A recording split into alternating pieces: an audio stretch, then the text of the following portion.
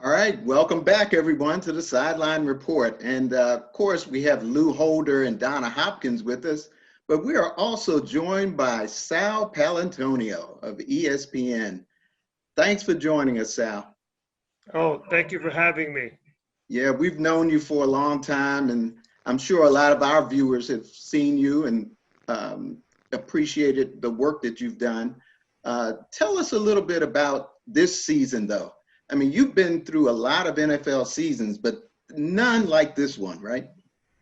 Right. I don't know if I've been around as long as you have, but I think we're very, very close. This is Yeah. my 28th year covering the National Football League, Okay. Wow. 26th year for ESPN. And of course, this is extremely unusual. And, it's tough without fans. That's the bottom line. It's very difficult without fans, I think. If you look at these games, it's very difficult for the players to generate any kind of energy on the field without the fans, especially in the beginning of the games. And I think it's really a testament to the players and coaches that they can generate energy during the games without fans in the stands. I have been truly impressed with how these NFL players have handled themselves. It's interesting that you say that, Sal, because I actually think that it's helped in a way because now there's not all these gyrations and trying to impress people and whatnot. Hey, after the defense makes an interception, hey, here's a novel concept. Go back to the sideline and play some more football. So now there's not a lot of trying to impress fans and running out to empty people, to empty stadiums. I think this actually focuses these people just a little bit more to concentrate and perfect their craft. Yeah.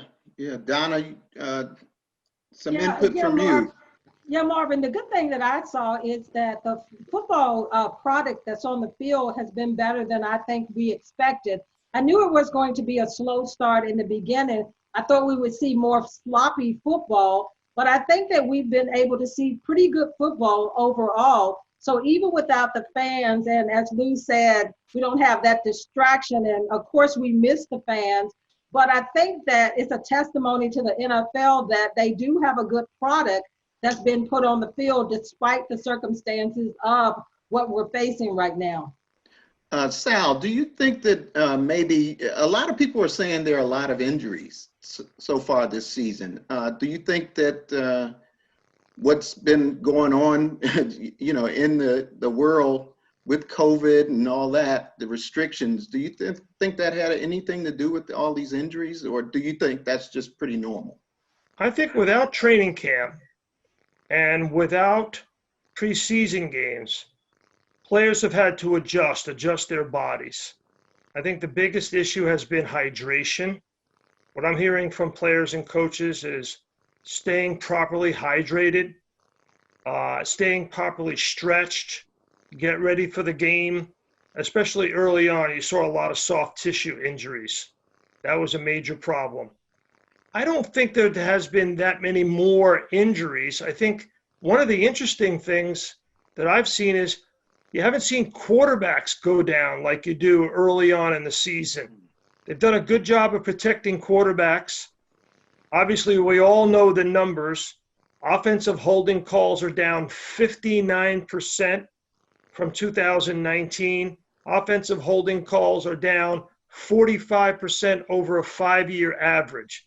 And that is a direct result of Walt Anderson, the senior official that they brought in to the NFL for training, telling the referees, and there's a lot of new referees, not to call a lot of ticky-tack fouls. And the result has been juicing the game, goosing the game. We've got a record number of scored points, record number of touchdown passes. And as Donna has said, the level of play has been extremely, really, really good, especially on offense. Quarterback play has been explosive because you see guys, they're almost like in a concert hall, of protection. These quarterbacks look like they're maestros back there. You watched it last night with Aaron Rodgers. He was just picking and choosing down the field where he wanted to go with the football. Patrick Mahomes also. So quarterback play is up. Points are being scored at a record pace. If anything that we've seen a little bit sloppy or a little bit different is the tackling. And that, I think, is the fact that you just didn't have that much hitting in the summer. So, Sal, you mentioned the quarterback play being up.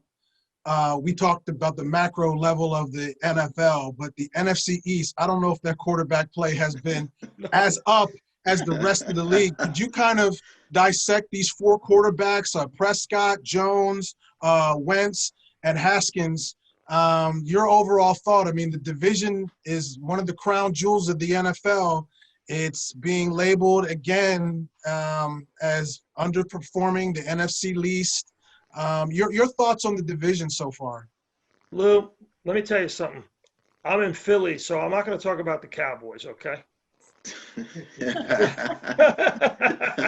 But no. Well said. I'm joking a little bit. I think, Dak Prescott has obviously played the best of any of the quarterbacks so far in the NFC East. Carson Wentz had a little bit of a rebound game in San Francisco. His offensive line has been so banged up. Wide receivers, he's had a lot of injuries at the wide receiver position. But I think with Carson specifically, and, as the host of the matchup show, I do study a lot of film, and I do look a lot, obviously, at the NFC East, and particularly the Eagles. I see a guy, Lou, who is aiming the football. I see a guy who is pushing the football. I see a guy who is not seeing open receivers. So that may be a function of the fact that he has been under serious duress. Hey, FedEx Field, week 1, you and I were there. We saw it, right, Donna? We saw it. Yes. 8 sacks. We saw it. And the amount of pressure that he was under by that Washington football team defensive line and what Jack Del Rio dialed up really, I think, got Carson Wentz to the point where he was seeing stuff that maybe wasn't there. So that's what I see with Carson. But I think it will calm down a little bit. He gained a little confidence in San Francisco.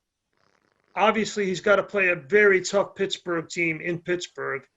I think Pittsburgh has the best linebacking core in the NFL, and I think Minkah Fitzpatrick may be the best safety in the NFL. Mm-hmm. So this could be a setback week for him. Mm-hmm. As for Daniel Jones, Lou, I don't know what's going on there. I just don't understand why he can't fix the turnover problem. And we could probably spend 20 minutes talking about Dwayne Haskins. There's a lot happening with Dwayne Haskins, a lot. Some good, some bad. I see him generating some good offense. I think he has such a live arm. I don't really understand why the play action game hasn't worked for them. Scott Turner has such a play action offense in his DNA from his old man, and they have the components there. But for some reason, when he turns his body to the field and then turns back around, he's not connecting on that first read. He's not pulling the trigger as fast as he needs to pull it. Now, the Eagles are in first place, I guess, right? One win. By default. Yeah. We'll talk a little bit about, we're going to take a little quick break, and we're going to talk a little bit more about that. Sal, you going to be able to hang around for a few minutes? Or? Absolutely. Okay, we're going to come back, and we're going to talk about that NFC East a little bit, about that first place Eagles team, and then we're going to talk about the Washington football team and where they're going this year. So stick around, more Sideline Report when we return.